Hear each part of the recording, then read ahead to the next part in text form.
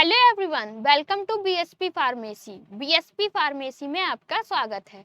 BSP pharmacy एक ऐसा platform है जो आपको डी फार्मा और बी फार्मा दोनों की तैयारी कराता है।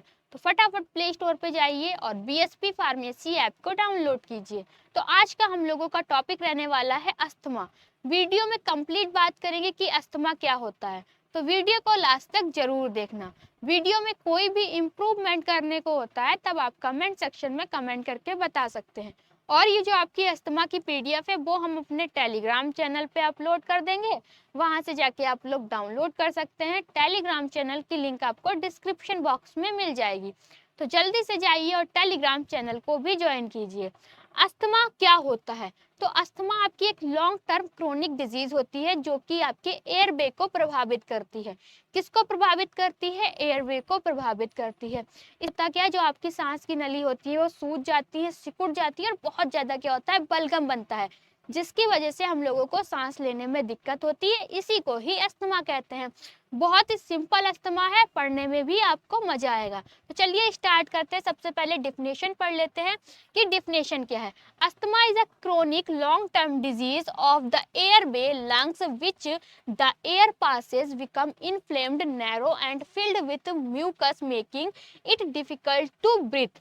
इसमें क्या बताया गया है, जो आपका अस्थमा है, ठीक है, वो क्या है, एक लॉन्ग टर्म क्रोनिक डिजीज है। कौन सी डिजीज है? लॉन्ग टर्म क्रोनिक डिजीज है। अब ये किसको इफेक्ट करती है? आपके एयरवे को इफेक्ट करती है, मतलब कि लंग्स को इफेक्ट करती है। इसमें होता क्या है, जो आपकी सांस की नली होती है वो सूज जाती है, सिकुड़ जाती है, बहुत ज्यादा क्या होता है, बलगम बन जाता है, जिसकी वजह से हम लोगों को सांस लेने में दिक्कत होती है। इसी को ही अस्थमा कहते हैं। अब इसी को हम लोग हिंदी में पढ़ लेते हैं। तो अस्थमा एक दीर्घकालीन, मतलब कि लंबे समय तक रहने वाली बीमारी है। अगर आपको अस्थमा हो गया है तो वो बहुत जल्दी क्या होगा, ठीक नहीं होगा। वो आपको लंबे समय तक क्या रहेगा, कंटिन्यू रहेगा। बीमारी है जो हमारे फेफड़ों की वायु मार्ग, मतलब कि किसको प्रभावित करती है, फेफड़े की वायु मार्ग, एयरवेज को प्रभावित करती हैं। इसमें सांस की नलियां सूज जाती हैं और क्या होती है, सिकुड़ जाती है। बहुत ही ज्यादा म्यूकस, मतलब कि बलगम बनता है, जिसकी वजह से हम लोगों को सांस लेने में दिक्कत होती है। इसी को ही अस्थमा कहते हैं। सिंपल सा आपको अस्थमा क्लियर हो गया कि अस्थमा क्या होता है। जैसे कि ये आपका क्या है, ये अस्थमैटिक लंग्स है और ये आपके नॉर्मल लंग्स है। इसमें जो आपकी सांस की नली है, ठीक है, जो आपका क्या है, नॉर्मल अमाउंट में म्यूकस जो है वो नॉर्मल अमाउंट में है। दूसरे में आपका म्यूकस क्या है, बहुत ही ज्यादा हो गया है। क्या हो गया? बहुत ही ज्यादा हो गया है। और आपकी जो ये सांस की नली है वो क्या हो गई है, सूज गई है। ये आपका नॉर्मल है, दूसरा आपका वो है अफेक्टेड है, जिसकी वजह से इसमें क्या है, अस्थमा है और इसमें आपका नहीं है। बात करने वाले हैं अस्थमा के इटियोपैथोजेनेसिस के बारे में। इटियोपैथोजेनेसिस क्या होता है? ये आपके दो वर्ड से मिलके बना है। दो वर्ड कौन कौन से हैं? पहला है इटियोलॉजी और दूसरा है पैथोजेनेसिस। ठीक है, etiopathogenesis is a combination of two word. Etiopathogenesis आपका टू वर्ड का कॉम्बिनेशन है। वो टू वर्ड कौन कौन से हैं? पहला है आपका इटियोलॉजी और दूसरा है पैथोजेनेसिस। अब इटियोलॉजी क्या होता है? The cause of a disease, कि जो भी हमको बीमारी हुई है वो किस कारण से हुई है, ये हम लोग किसमें पढ़ते हैं, इटियोलॉजी के अंदर पढ़ते हैं। कि अस्थमा हुआ है, अस्थमा किस कारण से हुआ है, ये हम लोग पढ़ेंगे इटियोलॉजी के अंदर। दूसरा है आपका पैथोजेनेसिस। पैथोजेनेसिस में हम लोग क्या पढ़ते हैं, जो भी हमारी बीमारी हुई है वो शरीर के अंदर कैसे हुई है और आगे कैसे बढ़ी, ये हम लोग पढ़ेंगे पैथोजेनेसिस में। तो अगर इटियोपैथोजेनेसिस को आपस में मिक्स करते हैं तो इसका मतलब क्या होता है, the study of the cause and the process of development of a disease. किसी बीमारी के कारण और उसके शरीर में विकास की प्रक्रिया का अध्ययन हम लोग किसमें करते हैं, इटियोपैथोजेनेसिस में करते हैं। तो सबसे पहले हम लोग अस्थमा के इटियोलॉजी की बात कर लेते हैं, मतलब कि अस्थमा जो है किस कारण से हुआ है। ठीक है, किस कारण से हुआ है, तो इटियोलॉजी किसी बीमारी का कारण, मतलब कि कॉज ऑफ डिजीज, की जो बीमारी हुई है वो किस कारण से हुई है। सबसे पहला है आपका जेनेटिक फैक्टर। अगर आपके परिवार में किसी को है तो आपको हो सकता है, ये पहला कारण है, मतलब कि आनुवांशिक कारण। इफ पेरेंट्स और close family members have asthma और allergies and chance of asthma, अगर आपके माता पिता या परिवार किसी को भी अस्थमा, दमा जिसे कि हिंदी में बोलते हैं, या एलर्जी है तो आपको भी हो सकती है। सबसे पहला कारण क्या है आपका, जेनेटिक फैक्टर। दूसरा है इन्वायरमेंटल फैक्टर। इन्वायरमेंटल फैक्टर में क्या होता है, अगर आपको डस्ट से एलर्जी है, पॉल्यूशन से है, ठीक है, आपको किसी से भी एलर्जी है तो आप क्या लेते हैं, सांस लेते हैं, तो जो एलर्जन होते हैं वो आपके सांस के द्वारा क्या होते हैं, अंदर चला जाते हैं, जिसकी वजह से क्या होता है, आपको अस्थमा हो जाता है। Pollution, air pollution, smoke and strong smells can trigger asthma. 4 है एलर्जन, ठीक है, सबस्टांस लाइक पेट डेंडर, ठीक है, mould, pollen, etc can cause allergic reaction and trigger asthma. जानवरों के बाल से अगर आपको एलर्जी है, ठीक है, फफूंदी से एलर्जी है, परागकण है फूल के जो हैं, ठीक है, अगर आपको इन सब से एलर्जी है और ये आपके आसपास से सांस लेते हैं तो क्या होंगे, सांस के थ्रू अंदर चले जाएंगे, जिसकी वजह से भी क्या होगा, आपको अस्थमा हो जाएगा और क्या होगी, सांस लेने में आपको दिक्कत होगी। फिर और कारण की बात करेंगे, जैसे कि रिस्पायरेटरी इन्फेक्शन, सांस की बीमारी है तब भी क्या होगा, अस्थमा हो जाता है। तो फ्रिक्वेंस कोल्ड फ्लू और इन्फेक्शन ड्यूरिंग चाइल्डहुड में लीड और अस्थमा, बचपन में बार बार जुकाम या सांस की बीमारी होगी तो आगे चल के क्या होगी, वो अस्थमा का रूप धारण कर लेगी। लाइफ स्टाइल फैक्टर्स, मतलब कि जीवन शैली से जुड़े कुछ कारक, आपको बहुत ज्यादा ओबेसिटी है, मतलब कि मोटापा है, उसके बाद लैक ऑफ एक्सरसाइज, आप एक्सरसाइज नहीं कर रहे, ये भी अस्थमा का कारण बन जाता है। स्मोकिंग, आप दारू बहुत ज्यादा, स्मोकिंग बहुत ज्यादा, धूम्रपान कर रहे हैं और आपका स्ट्रेस, बहुत ज्यादा स्ट्रेस ले रहे हैं, तब भी ये आपके क्या होते हैं, अस्थमा के कारण बन जाते हैं। अब पैथोजेनेसिस की बात करेंगे, जो जो अस्थमा हुआ है वो शरीर में कैसे शुरू हुआ और कैसे आगे बढ़ा, तो हम लोग स्टेप बाय स्टेप बात करेंगे। कुछ स्टेप इसमें है। सबसे पहला स्टेप क्या है आपका, exposure to allergen, person inhales allergens like dust, pollen, smoke. जब क्या होता है, हम लोग एलर्जन सांस लेते हैं, ठीक, व्यक्ति जब धूल पड़ाकर धुआं जैसे एलर्जन सांस लेते हैं तो वो क्या होते हैं, जो एलर्जन होते हैं सांस के द्वारा अंदर चले जाते हैं। अब सांस के द्वारा अंदर चले जाते हैं तो क्या होता है, आपका immune system reaction, immune system क्या करता है, रिएक्शन करता है। Immune cells like master cell, eosinophil cell get active, जो आपकी इस्नोफिल सेल होती है और जो आपकी मास्टर सेल होती है वो क्या होती हैं, एक्टिव हो जाती हैं, ठीक है, जैसे कि आपकी हिस्टामिन है, इन्फ्लामेटरी है, ये सारे के सारे क्या होते हैं, ये आपके मेडिकेटर छोड़ते हैं। थर्ड स्टेप इसमें क्या है, इन्फ्लामेशन ऑफ एयरबेस, आप क्या होती है, सांस की नलियों में सूजन आ जाती है, सूजन आ गई, वो सांस की नलियां क्या होती है, सिकुड़ जाती हैं और बहुत ज्यादा क्या होती है, बलगम बन जाती है। अब जब बलगम बन जाती है उसकी वजह से क्या होती है, सांस लेने में दिक्कत होती है, यही क्या होता है, अस्थमा का रूप धारण कर लेता है। ठीक है, ये सारा हमने बात कर लिया। म्यूकस प्रोडक्शन बहुत ज्यादा क्या होता है, बलगम बनता है। अब जब बलगम बनता है तो हम लोगों को सांस लेने में दिक्कत होती है, ये क्या होता है, अस्थमा का कारण है। अब उसके बाद हम लोग बात करने वाले हैं क्लिनिकल मैनिफेस्टेशन ऑफ, ठीक है, क्लिनिकल मैनिफेस्टेशन ऑफ अस्थमा, ये आपका क्या है, CHF है, यहाँ पर अस्थमा होना है। अब क्लिनिकल मैनिफेस्टेशन का मतलब होता है कि लक्षण, अगर किसी को अस्थमा है तो उसके अंदर क्या क्या लक्षण देखने को मिलेंगे, तो क्या है आपका डायस्पनिया, ठीक है, इसमें क्या होगी, सांस फूलेगी, बहुत ही ज्यादा सांस फूलेंगी, आपको सांस लेने में दिक्कत होगी। वीजिंग, सांस में सीटी जैसी आवाज आएगी, जब आप सांस लेंगे तो क्या होगी, उसमें सीटी जैसी आवाज आएगी।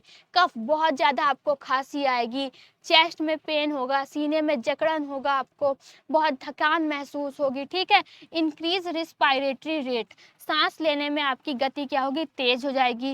रेस्टलेसनेस ऑफ एंजाइटी, आपको बेचैनी लगेगी, बहुत ज्यादा घबराहट होगी, ये सारे आपके अंदर लक्षण देखने को मिलेंगे अगर आपको क्या है, अस्थमा हो गया।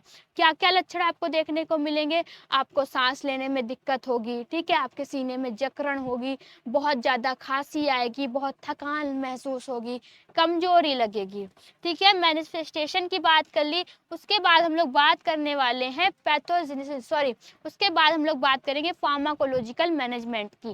फार्माकोलॉजिकल मैनेजमेंट को पढ़ने से पहले हम लोग बात कर लेते हैं, अगर आप डी फार्मा सेकेंड ईयर की लाइव क्लास भी चाहते हैं तब आपको गूगल प्ले स्टोर पे जाके BSP फार्मेसी ऐप को डाउनलोड कर लेना है और रजिस्टर कर लेना है, जहां पर आपको 2 तरह के कोर्स देखने को मिलेंगे, एक होगा मास्टर कोर्स और दूसरा होगा डिजिटल कोर्स। तो सबसे पहले हम लोग मास्टर कोर्स की बात कर रहे हैं। मास्टर कोर्स के अंदर आपको 18 फीचर्स मिलेंगे, डिजिटल कोर्स के अंदर आपको 8 फीचर्स देखने को मिलेंगे। अब मास्टर कोर्स के अंदर जो आपको 18 फीचर्स मिलने हैं, वो क्या क्या है ये भी देख लेते हैं। तो प्री रिकॉर्डेड वीडियोस, मतलब कि जितना भी आपका सिलेबस होगा वो पहले से रिकॉर्डेड आपको ऐप के अंदर मिल जाएगा। Live class plus recording, live class भी चलेंगी। अगर लाइव क्लास किसी कारण छूट जाती है तो ऐप के अंदर रिकॉर्ड हो जाएंगी, जब आपको टाइम मिले तब आप देख सकते हैं। Important question, model paper, computerize notes, ठीक है। अगर आप मास्टर कोर्स को ज्वाइन करते हैं तो कुछ इस तरीके के हैंड रिटन नोट्स आपके घर पे भेजे जाएंगे, वो भी बिल्कुल फ्री में। ना ही आपसे नोटबुक का पैसा लिया जाएगा, साथ ही साथ डिलीवरी चार्ज भी नहीं लिया जाएगा अगर आप मास्टर कोर्स को ज्वाइन करते हैं। Teacher support, test series, live class, ठीक है, question paper, home delivery notes की बात कर चुके हैं, तो नोटबुक आपके घर पे भेजे जा रहे हैं बिल्कुल फ्री में।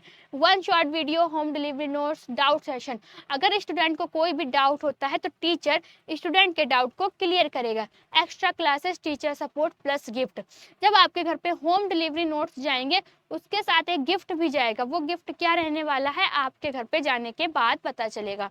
मास्टर कोर्स की वैलिडिटी क्या है, 14 महीने की है। प्राइस क्या है आपका, 2499 रुपये मास्टर कोर्स का है।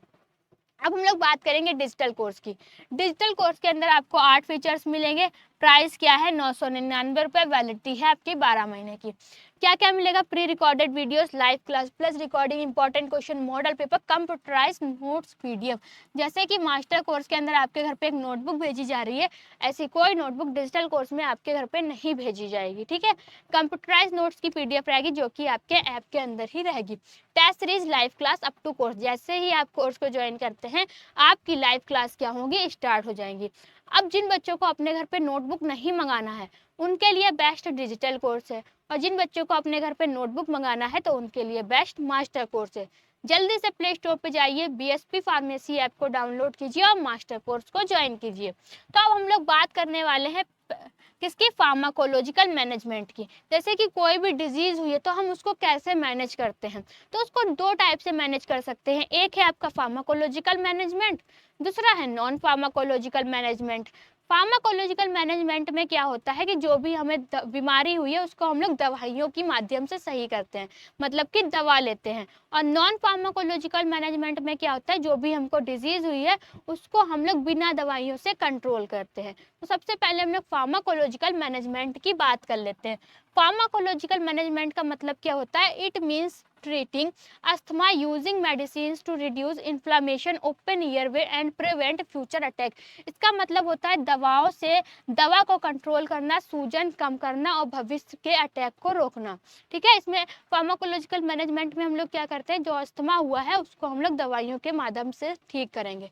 तो इसमें कौन कौन सी दवाइयाँ लेंगे, तो सबसे पहले हम लोग लेंगे ब्रोंकोडायलेटर्स। ये क्या करेंगे, श्वास नलिकाओं को फैलाने वाली दवाइयाँ होती हैं, ठीक है। इसके अंदर कौन कौन सी आती है, short acting B2 agonist, B2 agonist, ठीक है। इसके अंदर ये कौन सी क्लास की ड्रग है आपकी, short acting B2 agonist class की ड्रग लेंगी। ये क्या करेंगे, quick relief during acute asthma attack, ठीक है। तेज असर करने वाली दवा है जो अटैक के समय तुरंत राहत देंगी, आपको अटैक होने से बचाएंगी।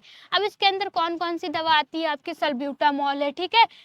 ये कौन सी दवा है, ये आपकी short acting B2 agonist class की ड्रग है।